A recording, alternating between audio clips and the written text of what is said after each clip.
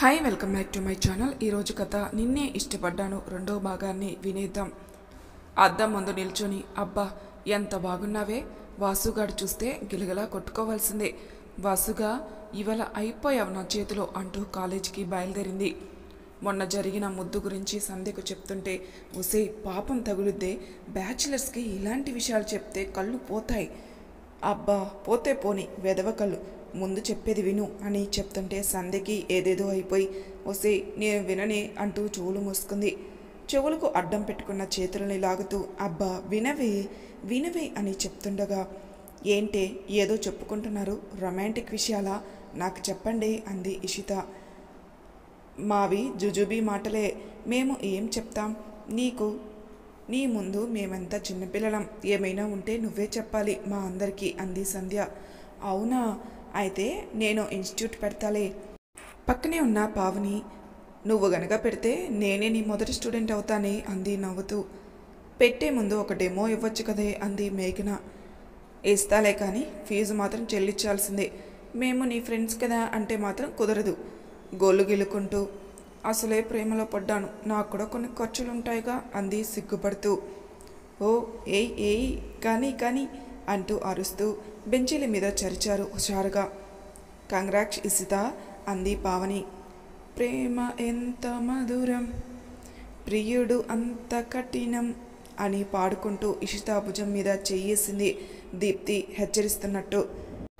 ఇషితాని ఉత్సాహపరచడానికి ఇతడే నీ కలగన్న నా ప్రియుడు, నా మదిలోని మన్మధుడు అని పాడుతూ ఇషిత చేయి పట్టిలాగి అటు మేఘన ఇటు సంధ్య డ్యాన్స్ చేస్తుండడంతో ఉత్సాహంతో మధ్యలో ఉన్న ఇషిత కూడా పాదం కలిపింది.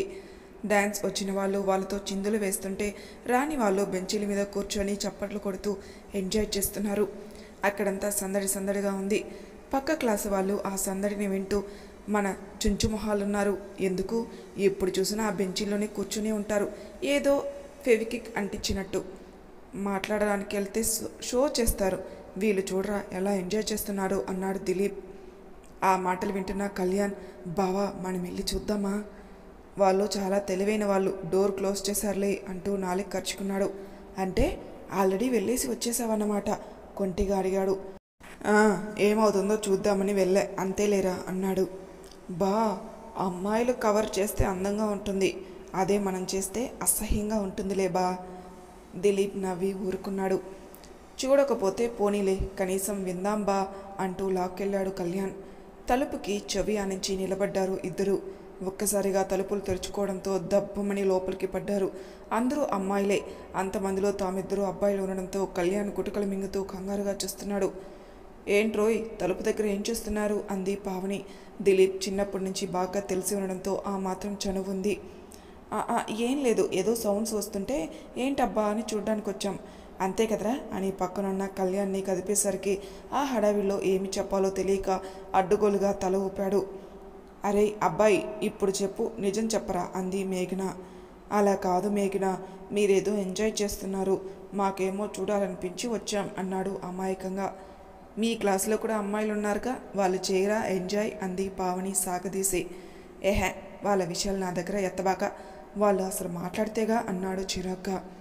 పావని ఇషిత కేసి సైగ చేసింది. అలా అంటావేంటి దిలీప్, మొన్న బాగానే మాట్లాడారే మాతో అంది. ఏంటి వాళ్ళ బొంద మాట్లాడేది అంటూ ఏదేదో వాగుతున్నాడు. ఇంతలోకి బుస్సుమని సౌండ్ రావడంతో వెనక్కి తిరిగి చూశాడు. రమ్య జుట్టు పట్టి ఈడ్చేలా ఉంది ఆ అమ్మాయి చూపు. క్లాస్కి రా చెప్తాం నీ పని. అది కాదు రమ్య, అది కాదు అంటూ ఆ అమ్మాయి వెళ్ళిన వైపే పరుగులు తీశారు దిలీప్ కళ్యాణ్. చచ్చింది గొర్రె, అయిపోయాడు గురుడు అనుకుంటూ నవ్వుకున్నారు. మేఘన కాంపస్ మొత్తం తిరిగింది, ఎక్కడా వాసు కనిపించకపోవడంతో తిరిగి గ్రౌండ్ దగ్గర నిలబడింది. వెనక నుంచి భౌ అనే పెద్ద అరుపు వినిపించడంతో ఒక్కసారిగా ఉలిక్కిపడి ముందుకి తోలబోయింది. వాసు చేయి పట్టుకొని తన వైపుకి లాపుకున్నాడు. రెండు మొహాలు చాలా దగ్గరగా వచ్చాయి. ఒక్కసారిగా మేఘన అంత దగ్గరగా రావడంతో ఊపిరాగినంత పని అయిపోయింది వాసుకి. ఆగిపోతే ఆగిపోనీలే కానీ అలా ఉండడం వాసుకి బాగా నచ్చింది. ఒసే రాక్షసి ఎంత ముద్దుస్తున్నావే ఏంటి, లోపలున్నాడు చచ్చిపోతున్నాడే. మేఘనతో మాట్లాడాలన్నా ఆమె కళ్ళల్లోకి చూడాలన్నా వాసుకి చాలా ఇష్టం. తన కళ్ళల్లోకి చూసిన ప్రతిసారి నా పట్ల అంతులేని ప్రేమ కనబడుతుంది. అది నా భ్రమో లేకపోతే నన్ను ఇష్టపడుతుందో తెలీదు. ఈ కన్ఫ్యూజన్ అతనికి బాగా నచ్చింది. ఇంకొంచెం సేపు ఇలాగే ఉంటే మన ప్రిన్సిపల్ వచ్చి ఫోటో తీసి కాలేజ్ బయట ఫ్లెక్సీలు పెడతాడు. ఈ స్టిల్ చాలా బాగుంది అన్నాడు వాసు ఫ్రెండ్ అయిన సందీప్. అవునా, అయితే తీ అన్నాడు ఏమరపాటులో. అని గట్టిగా అరిచాడు. వాసు కొంచెం తడబడ్డాడు. మేఘన సిగ్గుతో పారిపోయింది అక్కడి నుంచి. ఏంట్రా లవ్వా? మేఘన వెళ్తున్న వైపే చూస్తూ, ప్రేమో ఏమో తెలియదు కానీ తాను పక్కనుంటే బాగుంది. తనతో కలిసి నడవాల్సి వస్తుంది, కలిసి నవ్వవలసి వస్తుంది, అన్నీ తనతో షేర్ చేసుకోవాల్సి వస్తుంది. ఈ ఫీలింగ్ పేరే ప్రేమైతే ఐ లవ్ రా. అతడి గొంతులో ఆర్ద్రత గమనించిన సందీప్, మరి సంజన పరిస్థితి ఏంటి? నువ్వు ఇలా మేఘనతో తిరుగుతున్నావని తెలిస్తే నిన్నేం చేయదు. తనకు తాను ఏదో ఒకటి చేసుకొద్ది, లేకపోతే మేఘనకు ప్రమాదం తలపెట్టిద్ది. ఇద్దరికీ ఏం కాకూడదు, ఏదో ఒకటి చేయాలరా అన్నాడు వాసు.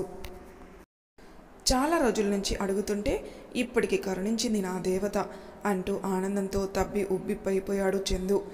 బాగా మాట్లాడాలి, బాగా రెడీ అవ్వాలి అనుకుంటూ బట్టల సెల్ఫ్ తెరిచాడు.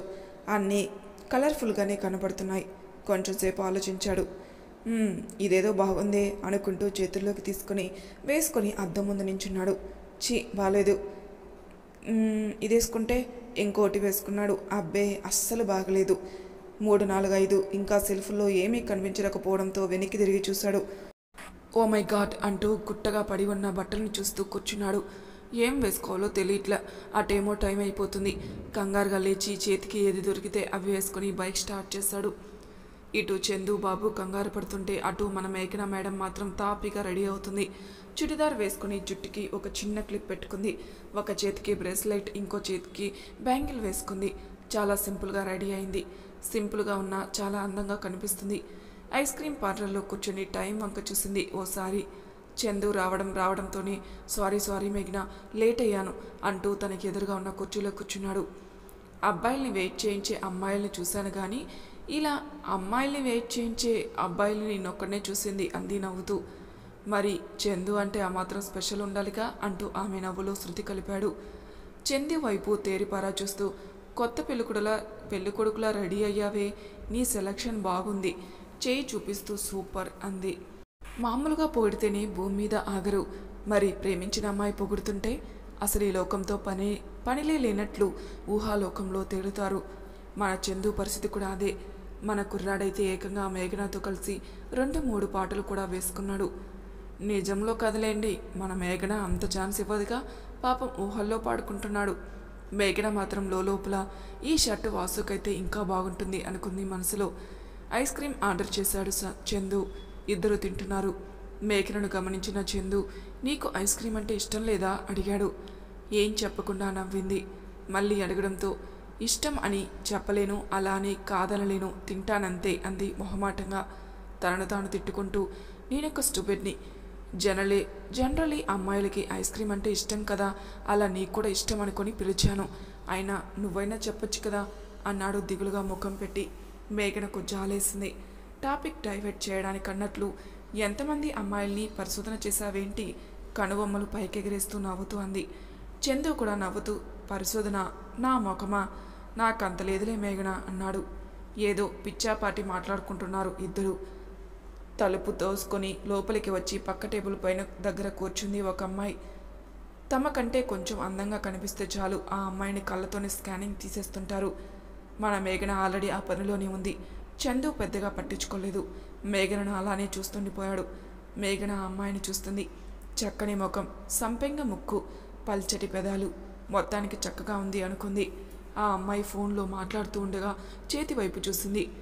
వి అక్షరంలో టాటూ, దాని చుట్టూ ప్రేమ గుర్తులు అల్లుకొని ఉన్నాయి. ఒక్క క్షణం కలుక్కుమంది మేఘనకి. మళ్ళీ అనవసరంగా కంగారు పడుతున్నాను, అలా అయ్యుండదు. తన మదిలో మొలిచిన ప్రశ్నకి సమాధానంగా అనుకుంది. మళ్ళీ తేరిపారా చూసింది. చేతివైపు బలంగా కోసుకుని ఉండడానికి నిదర్శనంగా 2 గీతలున్నాయి. దాన్ని చూడగానే అబ్బో, ఈ అమ్మాయి చాలా సెన్సిటివే అనుకుంది. చందు వైపుకి తిరిగింది. కరెక్ట్గా అప్పుడే జరిగింది ఆ సంఘటన. ఓ పెద్ద ఆయన తన మనవరాల్ని తీసుకునొచ్చి ఆ అమ్మాయి పక్క టేబుల్లో కూర్చోబెట్టాడు. ఆ చిన్నపిల్ల ఆ టాటూ వంక ఆశ్చర్యంగా చూస్తూ, తాతయ్య నేను కూడా అలాంటిది వేయించుకుంటాను అంటూ మారం చేయడం మొదలుపెట్టింది. ఆ పెద్దాయన ఎంత నచ్చ చెబుతున్నా ఆ పిల్ల వెనకపోవడంతో చిరాగ్గా మొహం పెట్టి ఇదొక ఫ్యాషన్ అయిపోయింది, వేయించుకునే వాళ్ళకి పని పట్టలేదు చిన్నగా గొనిగాడు. అంతే, మాట్లాడుతున్న ఫోన్ ఒక్కసారిగా పక్కన పడేసి, ఇది ఫ్యాషన్తో వేయించుకుంది కాదు, నా పిచ్చి ప్రేమకి గుర్తుగా వేయించుకుంది. 2 రోజులకు ఒకసారి మారిపోయే ఫ్యాషన్తో దీన్ని పోల్చకండి. ఇది నా జీవితం. దీన్ని పని పట్టలేని చర్యగా మాట్లాడితే నేను ఊరుకోను అంటూ పెద్దగా అరిచింది. ఆ పెద్దాయనతో పాటు మేఘన కూడా షాక్ అయింది. అప్పటిదాకా పట్టించుకొని చందుకు మాత్రం ఆ ఒక్క సంఘటనతో ఆమె మీద పిచ్చి అభిమానం కలిగింది. లవర్ పేరనంటేనే ఆమె అంతలా రియాక్ట్ అవ్వడం అతనికి చాలా బాగా నచ్చింది. ఆ అమ్మాయిని చూస్తే ఎక్కడో చూసినట్టుంది, కానీ గుర్తుకు రావడం లేదు చందుకి. ఇంకా అక్కడ ఎందుకులే అని పద మేఘన అన్నాడు. అలా తీసుకెళ్లడం ఒకందుకు మంచిదే అయింది. వాళ్ళు అటు వెళ్ళగానే వాసు వచ్చి ఆ అమ్మాయి ఎదురుగా కూర్చుని, ఏంటి సంజన ముఖం అలా ఉంది అన్నాడు. ఆ గొడవ గురించి చెప్పకుండా, ఏం లేదు అంది నవ్వుతూ. ఎప్పుడూ లేని విధంగా సరదాగా నవ్వుతూ జోకులేస్తున్నాడు వాసు. ఆ నవ్వుల వెనక ఒక సీరియస్ విషయాన్ని కూడా అందులో కలిపి ప్రయత్నం చేస్తున్నాడని పాపం సంజనకు తెలీదు. నవ్వుతూ, నువ్వు వేరే కాలేజీ, నేను వేరే కాలేజీ కదా, నేనిక్కడ అమ్మాయితో తిరిగితే ఏం చేస్తావు అన్నాడు. నవ్వుతున్నాడే గాని ఆమె ఏం చెప్తుందో అని లోపల కంగారుగా ఉంది. పెద్దగా నవ్వింది. వాసుకి భయం వేసింది. నేనేమైపోతానో నాకే తెలీదు సింపుల్గా చెప్పింది. కానీ అందులో ఓ హెచ్చరిక లాంటిది కనపడింది వాసుకి. సంజనను ఇంటి దగ్గర వదిలిపెట్టి తాను ఇంటి బాట పట్టాడు. తన రూంలోకి వెళ్ళి తలుపేసుకుని మంచం మీద వెల్లకిలా పడుకొని పైకప్పును చూస్తున్నాడు తదేకంగా. ఆ రోజు కాలేజీ యానివర్సరీ. అంతా కోలాహలంగా ఉంది. మిరిమిట్లు గొలిపే పెద్ద పెద్ద లైట్లు, రాత్రివేళ చల్లటి గాలి, వందల సంఖ్యలో కుర్చీలు, అందంగా అలంకరించిన స్టేజీ, అమ్మాయిలు అబ్బాయిలు హుషారుగా డాన్సులు చేస్తున్నారు. దీప్తి, సంజన బాగా ఎంజాయ్ చేస్తున్నారు. నెక్స్ట్ సాంగ్ తనది కావడంతో స్టేజ్ మీదకి వచ్చాడు వాసు. అలా అతను రాగానే స్టేజ్ మీద లైట్లు ఆగిపోయాయి. వెనక్కి తిరిగి నిలబడ్డాడు వాసు. ఒక్కసారిగా ముందుకు తిరగగానే పేపర్ బాంబ్ బ్లాస్ట్ అవ్వడం, లైట్లు ఒక్కసారిగా అతని మీద పడ్డాయి. దాదాపు హీరో ఇంట్రడక్షన్ సీన్ ఎలా జరుగుతుందో అచ్చు అలానే జరిగింది. అలా ఒక్కసారిగా వాసును చూడగానే ఫ్లాట్ అయిపోయింది సంజన. ఉంది లేనట్లు ఆ గడ్డం, ఆ డ్రెస్సింగ్ స్టైల్, ఆ డ్యాన్స్ చూసి ప్రేమ పిచ్చి మొదలైంది. డ్రెస్ చేంజ్ చేసుకుని రూమ్లో నుండి బయటకు రాగానే దీప్తి, సంజనలు నిలబడి ఉన్నారు. వాసుని చూడగానే, అదరగొట్టావు వాసు, డ్యాన్స్ సూపర్గా చేసావు తెలుసా అంది దీప్తి. వాళ్ళిద్దరూ ఒకే కాలేజీ కావడంతో దీప్తి, వాసులు ఒకరినొకరు పరిచయమే. అబ్బో థ్యాంక్ యూ అంటూ పక్కనున్న సంజన వైపు చూశాడు. ఎవరు అన్నట్లు. నా ఫ్రెండ్ సంజన, తను మన కాలేజ్ ఈవెంట్స్ బాగా చేస్తున్నారుగా, చూసిద్దామని తీసుకొచ్చా అని లొడలొడ వాగుతుంది దీప్తి. సంజన చిన్నగా సైగ చేయడంతో, సరే మీరు మాట్లాడుతూ ఉండండి, నేను ఇప్పుడే వస్తా అని చెప్పి వెళ్ళిపోయింది. వాసు అయోమయంగా చూస్తూ, ఏం మాట్లాడాలరా నాయనా అనుకుంటుండగా సంజన చిన్నగా మాటల్లో పెట్టింది. అలా చాలాసేపు మాట్లాడిన తర్వాత అతని నెంబర్ సంపాదించింది. ఫ్రెండ్గా ఏముందిలే అని అతడు కూడా సీరియస్గా తీసుకోలేదు. అప్పటి నుంచి మొదలైంది మాటల పర్వం. చాటింగ్, ఫోన్ కాల్స్, అప్పుడప్పుడు కలవడాలు. వాసు ఫ్రెండ్గానే చూస్తే అటు సంజన మాత్రం అతడితో పీకల్లోతు ప్రేమలో పడిపోయింది. అన్ని మాటల్లో అప్పుడప్పుడు కలుస్తున్న వాసు అసహ్యంగా మాట్లాడడం కానీ అలా చేయటం కానీ చేయలేదు. చాలా రోజులు ఎదురు చూసింది వాసు ఏ ముందుగా ప్రపోజ్ చేస్తాడని. అలా జరగకపోవడంతో ధైర్యం చేసి తానే చెప్పేసింది. వాసుకి సాక్ తగిలినట్టయిపోయింది. ఎలా రియాక్ట్ అవ్వాలో అర్థం కాలేదు. నో చెప్పాడు సున్నితంగా. సంజన తట్టుకోలేకపోయింది. ఆ విషయం గురించి ఆలోచిస్తూ తిండి తిప్పులు మానేసింది. రాత్రులంతా ఏడుస్తూనే గడిపేసేది.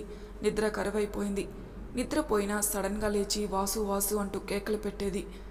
ఇదంతా గమనిస్తున్న తన తల్లిదండ్రులు నచ్చ చెప్పడానికి చాలా ప్రయత్నాలు చేశారు. మొండిఘటం కావడం వల్ల వాళ్ళకి ఏం చేయాలో అర్థం కాక సంజన తండ్రి వాసుతో మాట్లాడమే పరిష్కారం అనుకున్నాడు. పరిస్థితి మొత్తం వివరించి, మా అమ్మాయికి ఏం తక్కువ, ఎందుకు వద్దంటున్నావు? ఏ తండ్రి అలా అడగరు. అయినా అలా అడుగుతుంటే వాసుకి ఆశ్చర్యంగా అనిపించింది. కూతురి మీద ప్రేమ కనపడింది. తను నాకెప్పుడు ఓ మంచి ఫ్రెండ్ అంకుల్, అంతే. ఏ పనైనా ఇష్టమున్నా లేకున్నా చేయొచ్చు, కానీ ప్రేమ విషయం అలా కాదుగా. మనసులో లేని ప్రేమని ఎంత పుట్టించాలనుకున్నా పుట్టదు కదా.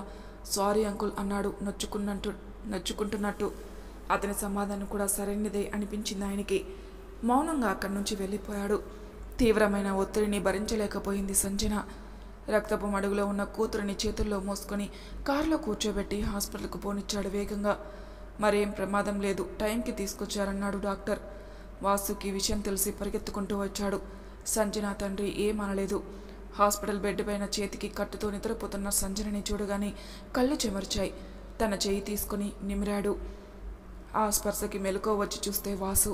కళ్ళల నుంచి కారుతున్న వెచ్చటి కన్నీరుతో అతన్ని చూడలేక ముఖం పక్కకు తిప్పుకుంది. ఎందుకు సంజన, ఎందుకు ఇలా చేశావు? బాధగా అడిగాడు. సమాధానం రాలేదు. ఇప్పుడు తనేం చెప్పినా వినే పరిస్థితిలో లేదని కొంచెం ఆరోగ్యం మెరుగుపడ్డాక మెల్లగా నచ్చ చెప్దామనుకున్నాడు. కానీ ఆ మొండిఘటం ఎంత చెప్పినా వినదని తెలియడానికి వాసుకి ఎక్కువ సమయం పట్టలేదు. తన ఆరోగ్యం మెరుగుపడింది. కొంచెం పరామర్శించడానికి వెళ్ళిన ప్రతిసారి మెల్లగా నచ్చ చెప్పేవాడు. అతనికి నిరాశే ఎదురయ్యేది. అందరూ ఎంత నచ్చ చెబుతున్నా వినకపోయేసరికి తనకు దూరంగా ఉంటేనైనా తన గురించి ఆలోచించడం మానేస్తుందేమో అని అప్పటినుంచి సంజనతో మాట్లాడడం, కలవడం మానేశాడు. ఆ చర్యకి భరించలేక ఈసారి నరాలు తెగిపోయేలా బలంగా కొసుకుంది. ఈసారి డాక్టర్ టైంకి తీసుకొచ్చారు, గండం ఏమీ లేదు అని మాత్రం చెప్పలేదు. అందరిని తిట్టిపోశాడు. దారిలోనే ప్రాణం పోయేది.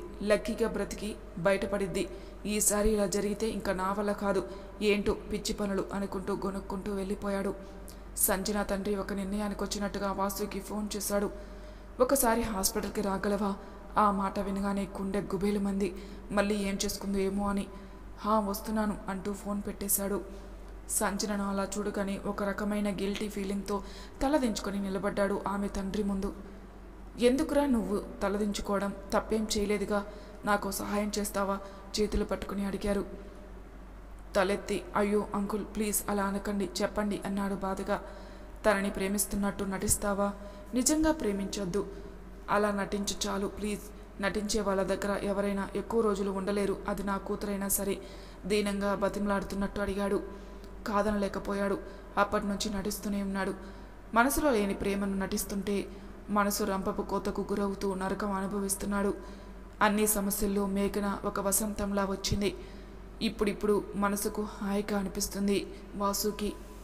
మరి తర్వాయి భాగంలో ఏం జరుగుతుందో నెక్స్ట్ ఎపిసోడ్లో తెలుసుకుందాం. అంతవరకు నా ఛానల్ని సబ్స్క్రైబ్ చేయని వాళ్ళు ప్లీజ్ సబ్స్క్రైబ్ చేసుకోండి, లైక్ చేసి షేర్ చేయండి. మీ అభిప్రాయాలను నాకు కామెంట్ రూపంలో తెలియచేయండి. Thank you for listening.